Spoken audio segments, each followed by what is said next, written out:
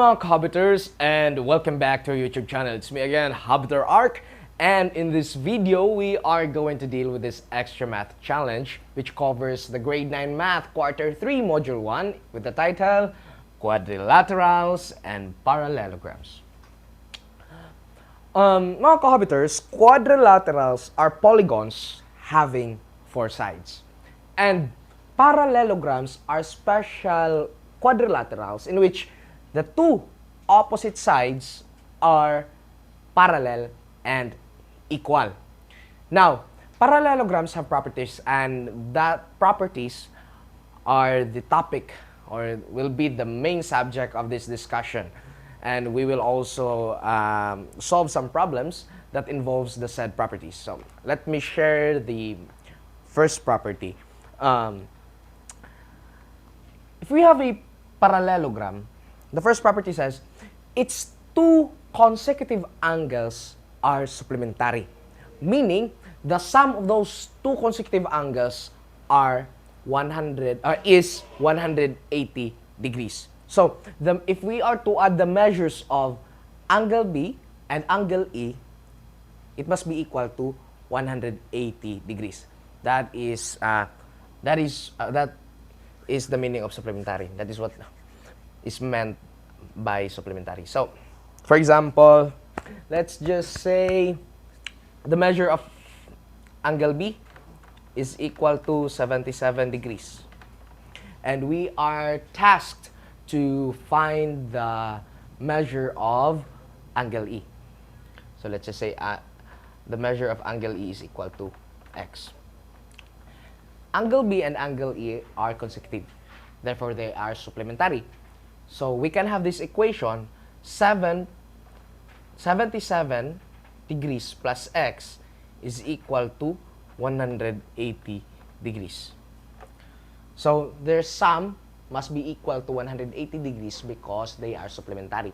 Therefore, we have this one. X is equal to 180 minus 77, and that x, or the measure of the angle E, is equal to 103 degrees.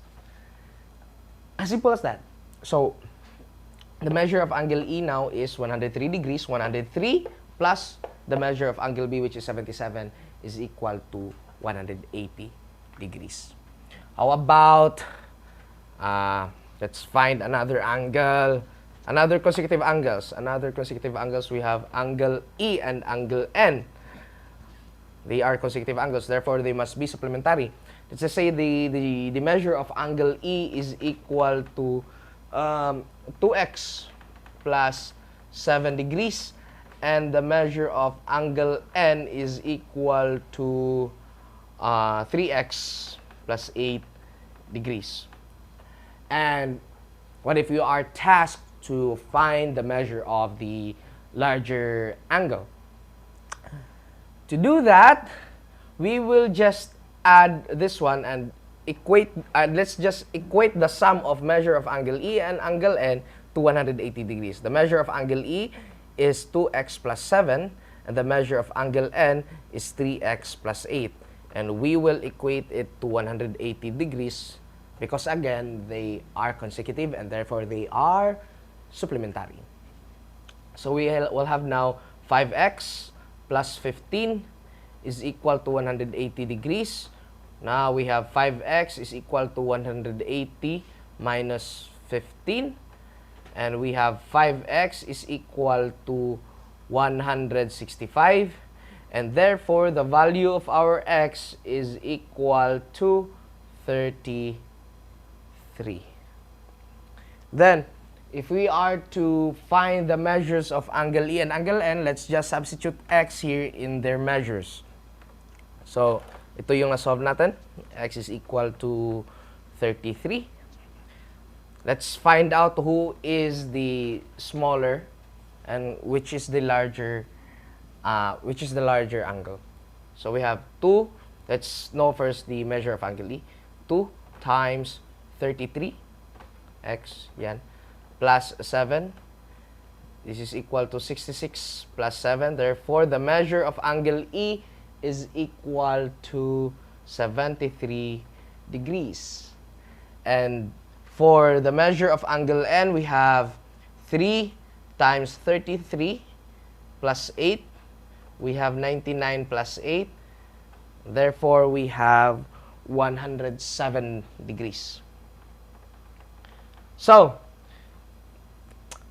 the larger angle now in this problem is angle N, 107 degrees, and the smaller one is angle E, which is 73 degrees. And as you can observe, they are supplementary. 73 degrees plus 107 degrees, that is equal to 180 degrees. That is reasonable because angle E and angle N are consecutive angles. So that is the first property. Now, the next property that I am going to share talks about the opposite angles of a parallelogram.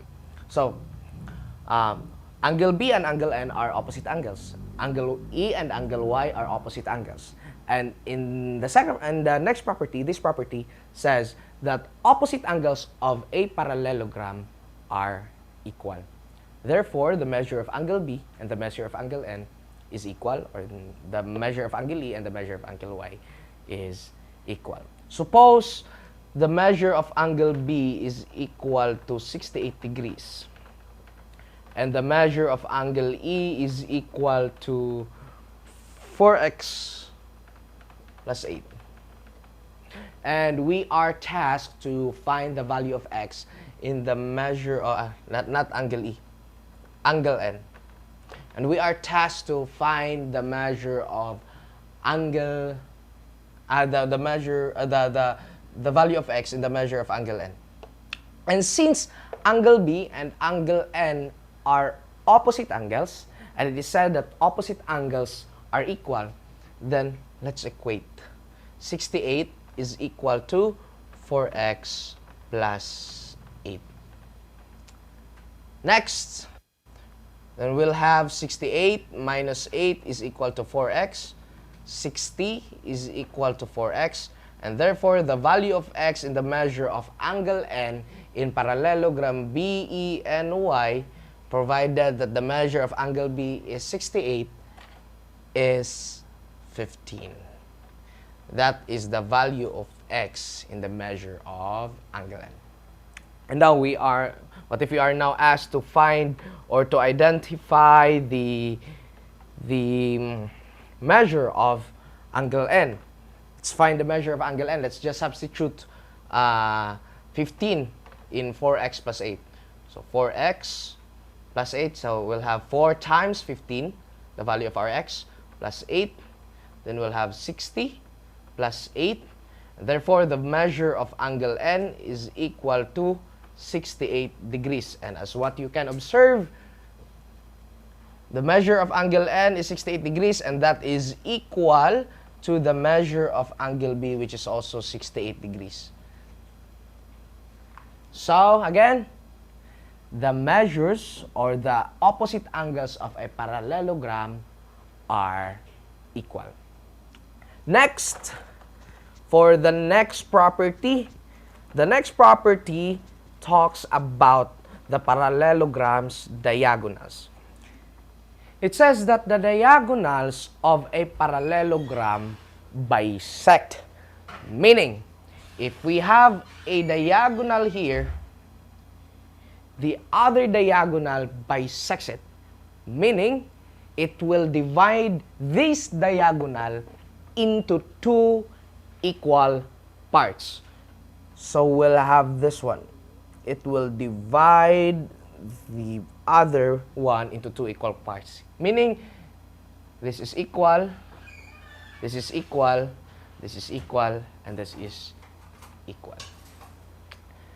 Suppose, let's name this point as A.